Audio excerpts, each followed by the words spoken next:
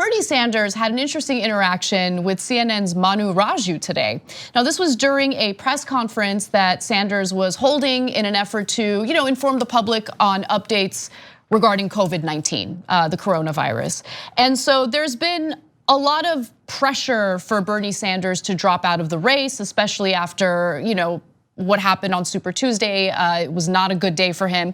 Yesterday during the primaries, also not a good day for him. And so, the Democratic establishment, along with members of the media, are urging him, like, when are you gonna drop out? When are you gonna drop out? So during this very important, critical press conference for a lot of people, right? They wanna know what's going on with COVID-19.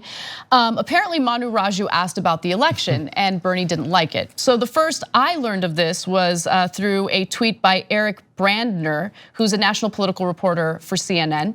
He tweeted, Bernie Sanders, when Manu Raju asked his time frame for a decision, and this is what he was quoted as saying, I'm dealing with an effing global crisis, and he actually said the word. Redacted.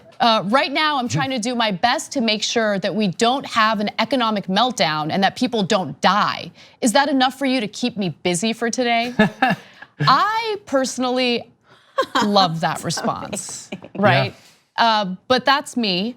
Manu Raju shared his own tweets on this, so let me give you some more details. He says the blowup occurred about halfway through a 5-minute gaggle where Sanders talked about the unprecedented crisis of our lifetime, calling for a range of measures that the United States government should take in the midst of the economic crisis. Then Lisa Mascaro asked what he's saying to his supporters, and he sidestepped the question. So she's obviously asking about like, hey, what are you telling your supporters about this race? Noting he sent out a statement. Then I asked about his time frame, and he was furious. Afterwards, he mellowed out and answered questions about the crisis for about 2 more minutes. So I have some issues with Manu Raju, nothing personal, just he's lied about things in the past, about interactions that he's had. So for instance, in a tweet earlier, he had said this, Representative Ilhan Omar in no mood to talk about her controversies this week. First she said, no thank you. When asked to comment on Trump saying she would resign, second time I saw her, she yelled, he used the word yelled, she yelled, are you serious? When I asked, or when I tried to question her. And then this video came up and it totally went against how he described the situation. Omar has apologized, but our own Manu Raju found her quite unwilling to discuss the controversy when he asked her about it today. I'm asking you a question about your tweet. You had a tweet saying the president conflict in Haiti. Yes, I tweeted. There's a response. You can run that. Have a nice day. It's kind of hard to argue that the politician was yelling at you when the very news outlet you work for had to use like subtitles for the audience to like hear, to read what she was saying. She was smiling. So look, I don't know if Manu Raju's description of what happened is accurate, but to be honest with you, I don't even care because I think the way Bernie Sanders handled it was right. Like we're talking about COVID-19, and look, I'm not trying to make this election, unimportant, but like, let's focus on what this press conference is about first, and then we'll get to, whether he's gonna drop out later. I love Manu Raju's Twitter profile pic is him interviewing John McCain. Ooh. That's like the Maverick himself. Yeah, it's like reporters love John McCain. Anyway, it shows like the absurdity of the obsession with like horse race coverage, with like trying to figure out the controversy of the latest like gossip and all that stuff when there's like a global crisis going on. It's just it sort of crystallizes it perfectly that the vast majority of the media is equipped to cover basically gossip. Like when are you dropping out? When are you dropping out? Like who cares? What's the? That's a really good point. They treated Warren the same way. Of course, that's the whole media. Like right. Oh yeah. Well, she doesn't owe anyone anything. Yeah. No, I mean that's the thing. Like all last night was the immediate conversation. Obviously, was when is Bernie dropping out? What does it mean to not drop out? And again, when there was not a clear path for Elizabeth Warren, no one in the news media even floated that question. She rolled into Super Tuesday knowing that it would not go well, and was never asked when she would drop out, even leading up to that, or really even after. There was some of that in independent media, but there was not some of that in independent media. I'm just like, at what point is it like sexist to treat her with that much kid glove behavior? Like, no, seriously, like I'm never the one who's like, actually, I think it's fine to be chivalrous and whatever, but like, you're running for president, you're a grown woman, like let's treat your candidacy like you're a grown woman, like everyone who supports you, deserves also to understand whether you had a path or not. Now, I just wanna say with Bernie and not dropping out, I think a lot of Democrats think like, well, it'll be better if he does drop out for like our country as a whole. Not true, not true at all. We need, I think, as many leaders as possible, and I think Sanders, both being a senator and actually running for president, helps this effort on multiple levels to combat Republican ineptitude. Yeah. So I think it's important to have him, and I think it's important to have him still in the race.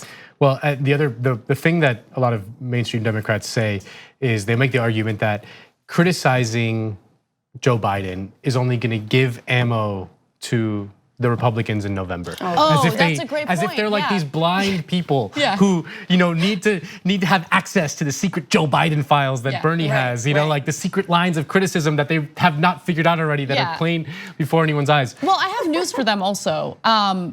Republicans are far more vicious they'll go so much harder than Bernie. Than any of the left-wing critics could ever even imagine being, right? Absolutely. Yeah, it's like, Bernie in 2016 was like, I'm not too comfortable with Hillary giving $100,000 speeches to Wall Street. And Republicans are like, she's a literal demon who came up from the ground and has horns. Yeah, totally. It's like she's running a child sex trafficking ring. Pizzagate, like.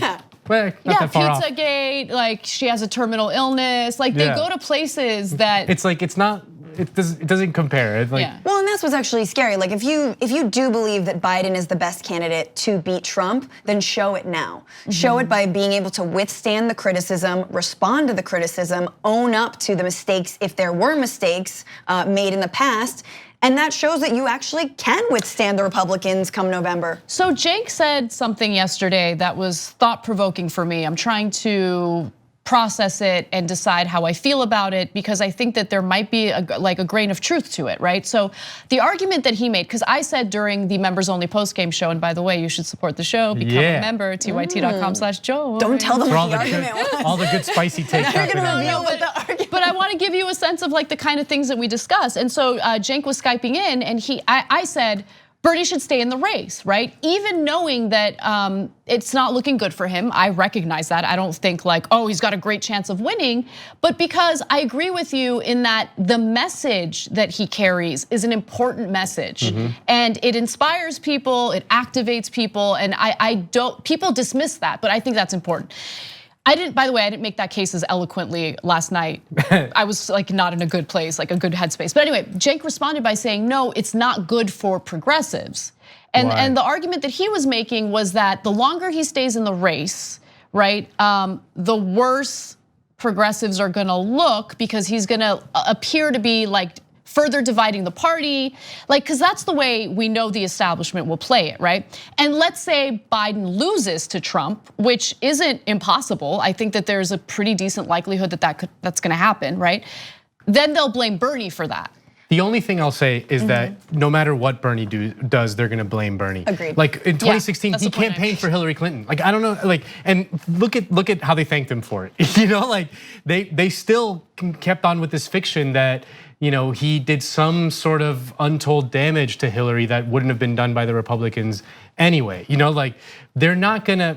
They've shown what they're willing to do. They're willing to basically strong arm people in their quote unquote lane to drop out, even though like Pete Buttigieg did something that was completely unprecedented in which he came in first or second in Iowa and New Hampshire, and he dropped out before Super Tuesday. No one's ever done that in the history of American politics. They're willing to do that, and they're willing to hold a primary in the middle of a global pandemic. Yeah. Like they're willing to do things that are beyond the pale. Like, and so this idea that we can kowtow to potential criticisms from them and that it will somehow eliminate those criticisms is ridiculous. Like they will not give us anything. Like they're. Yeah, I disagree that I agree with Nando and I do disagree with Cenk. I think no matter what, progressives are going to be blamed.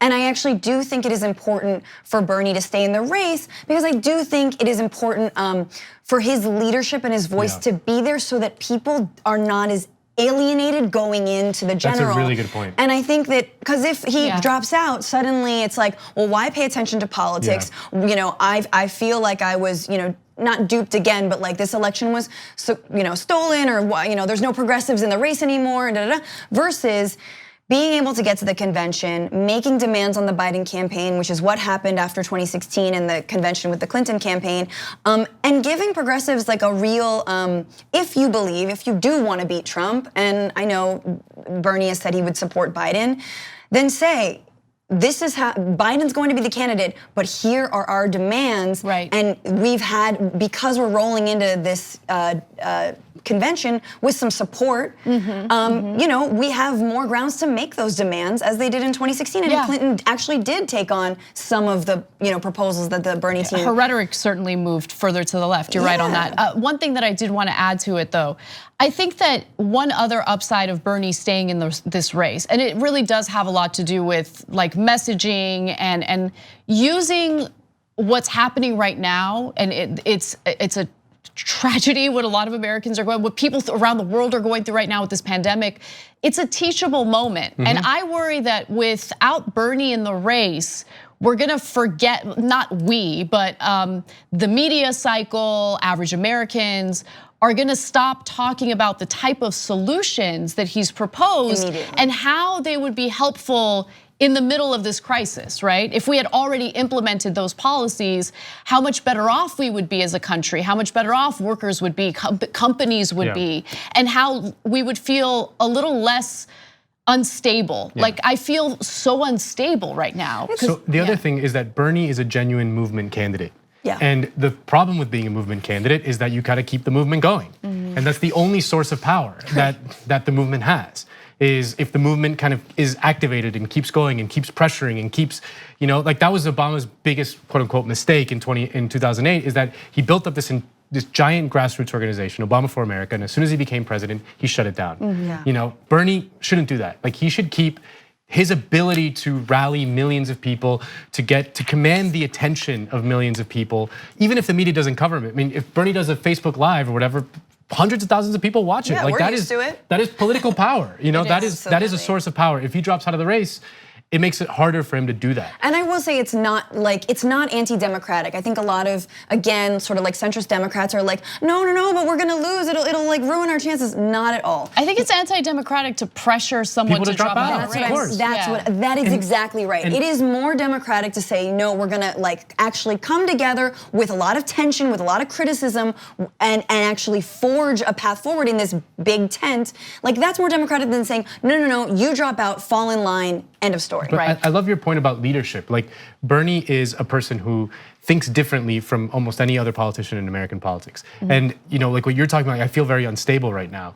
Like this is a crisis beyond anything that we can imagine right now. Like this is a literal world historic event, and to have his voice providing solutions, providing comfort, providing all manner of things.